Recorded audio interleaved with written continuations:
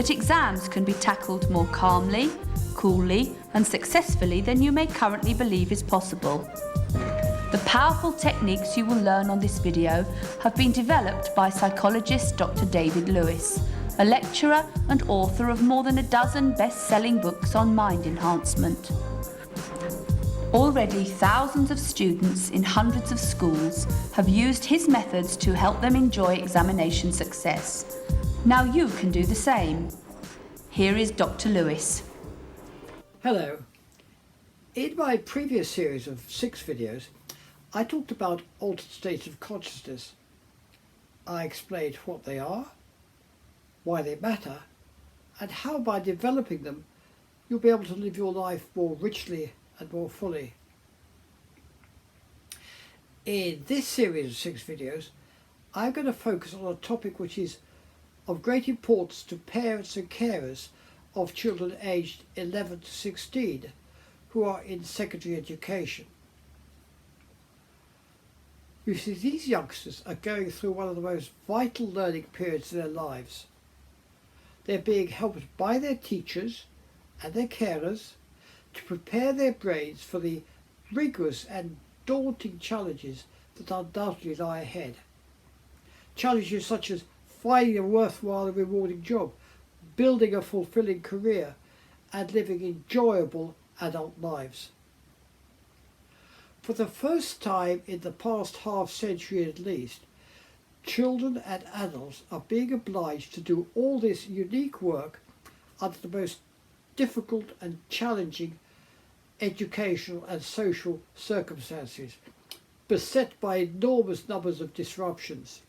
So I've entitled this series Helping Your Child Through School, because I believe it is only through a strong and mutually supportive partnership between the child's carers and their teachers that sustained educational progress can be made. I'm going to start by explaining how they can make what I call a learning machine, and this involves nothing more complicated or expensive than a sheet of cardboard. By the way, if you're interested in having a more permanent record of the many topics I shall be teaching in this series, I can provide as a DVD or as a download based on my popular and professionally produced video Pass That Exam, which has been used by hundreds of schools and thousands of students. I'm going to give details at the end of this video. Now, perhaps at school you were compelled to learn facts and figures which seemed then, and perhaps still do, meaningless and pointless. You probably did this by what is known as rote learning. This is a widely used method of learning used by students all over the world. You read a few facts, cover them up, and try and remember as many as possible from memory. While this method can work, at least to some extent, and if only for a limited number of students, it is a slow, tedious and potentially very harmful way of learning. It's harmful because failure to understand what you're learning quickly damages a student's self-image, increases their anxiety and undermines their motivation to continue.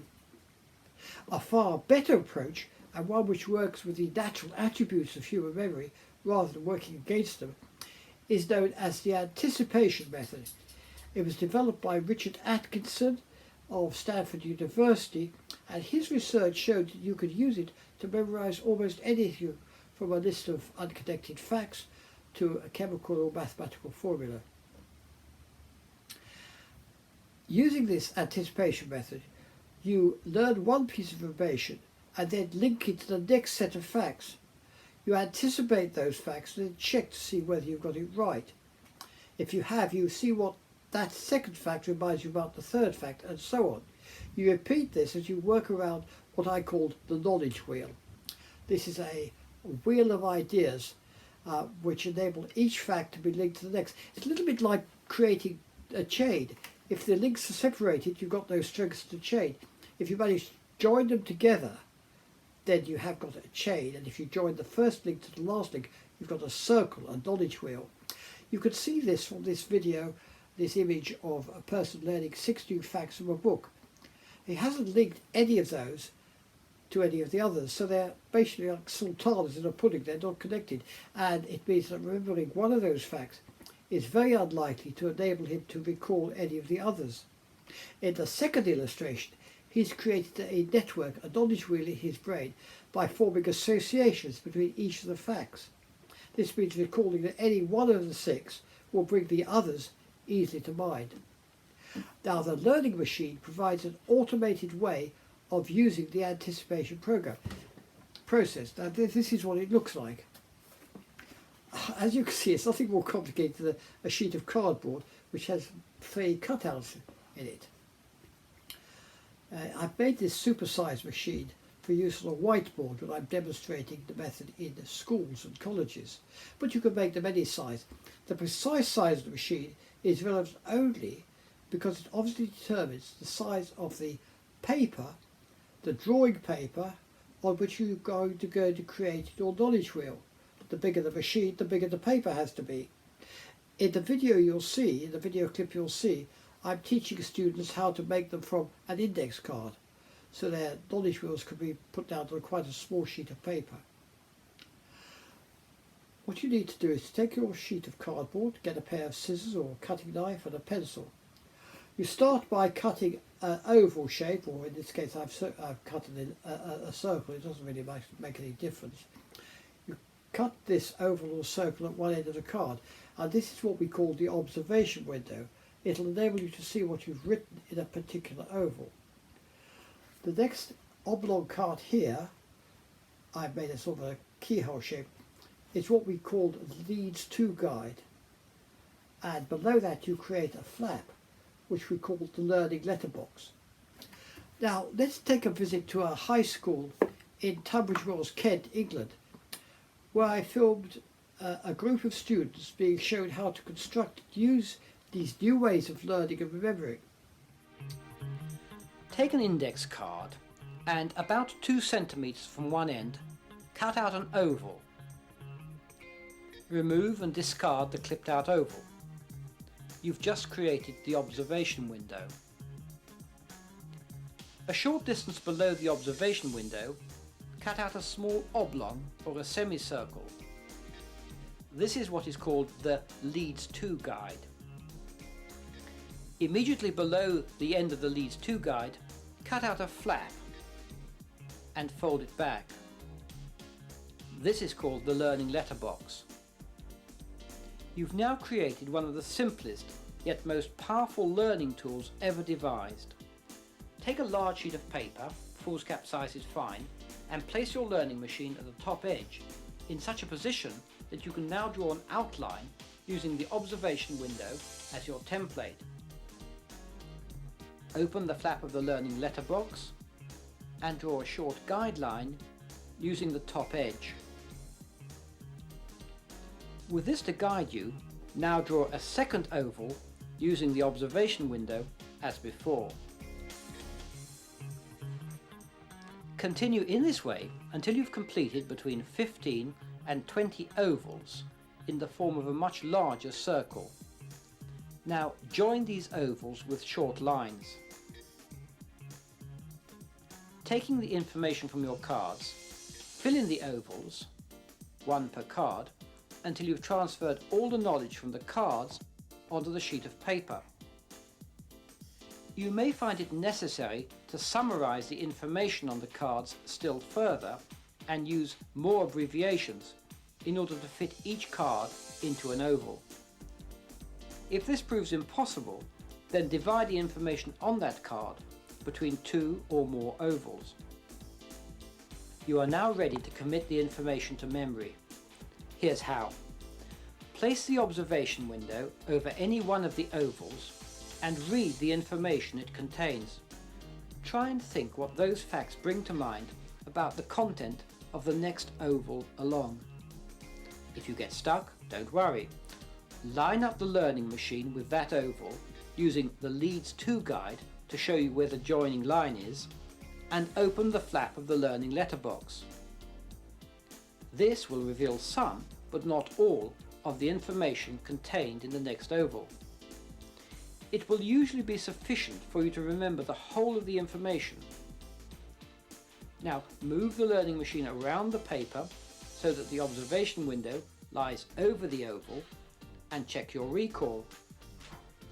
Work your way around the knowledge wheel in this way, using the learning letterbox to give you a hint should you ever get stuck. Once you've started moving around the circle, whether in a clockwise or anti-clockwise direction is unimportant, you must continue travelling in the same direction, just as you did with the cards in step 3. After just a few trips around the knowledge wheel, you should find that all the information on the cards can be recalled easily and with good accuracy. When working with the learning machine, remain relaxed and don't be discouraged if you make mistakes at first.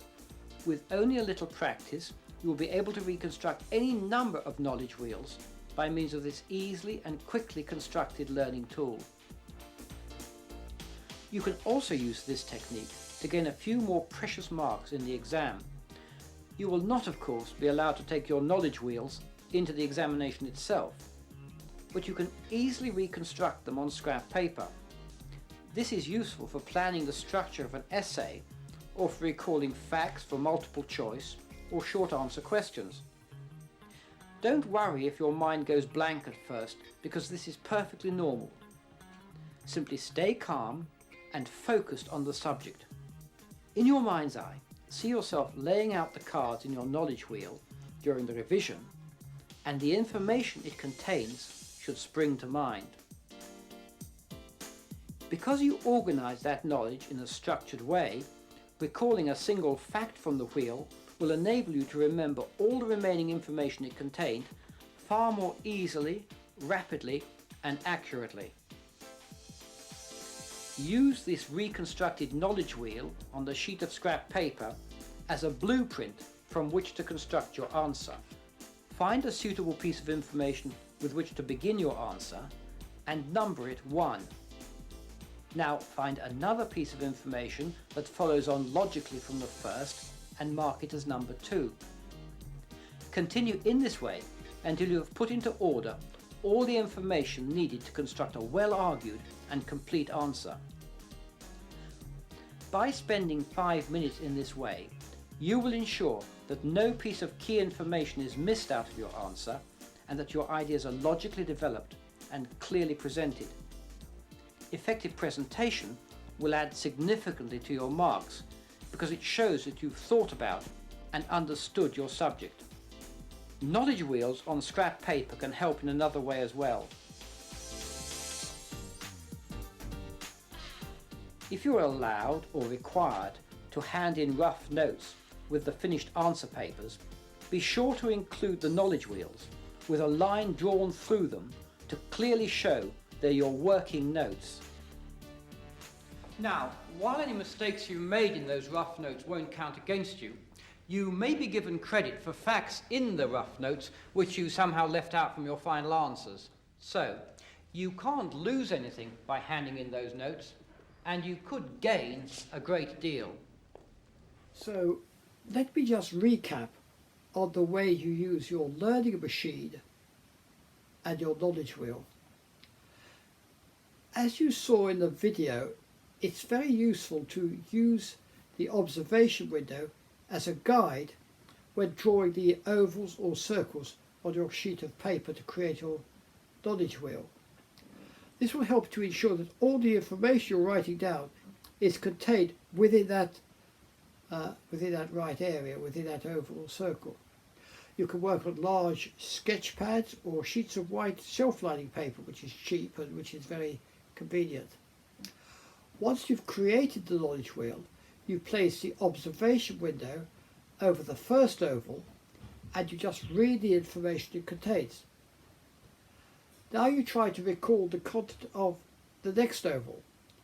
If you have any difficulty, then I suggest you just take a guess.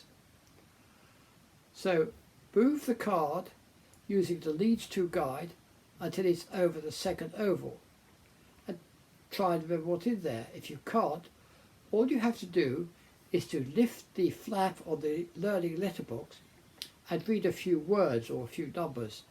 This provides you with a hint of what the oval contains, and it should help you recall everything that you've written down there. If you're still unable to recall it, it doesn't matter. The mind often goes blank when the first or second time you go around the knowledge wheel. Just slide the oval down so you can see what you've written there. Now move on to the next oval, and so on around the knowledge wheel until you've completed all the ovals in the knowledge wheel. I suggest, as I did in that video, that you create at least 15 ovals in your knowledge wheel, because any less will make the whole learning process far too easy. You'll find it's possible to remember everything in your knowledge wheel after only a couple of trips around the knowledge wheel, which again is why I suggest you need at least 15 ovals to make the journey worthwhile. You see, just by developing your knowledge wheel, by finding, thinking about and summarising the information to write in your ovals, you've already accomplished a great deal of the necessary learning and memory work. You've already done it before you even start on the knowledge wheel.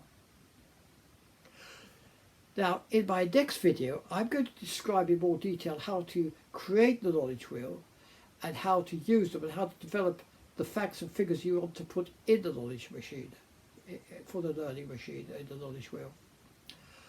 Do let me know if you've got any issues you'd like to raise about this video.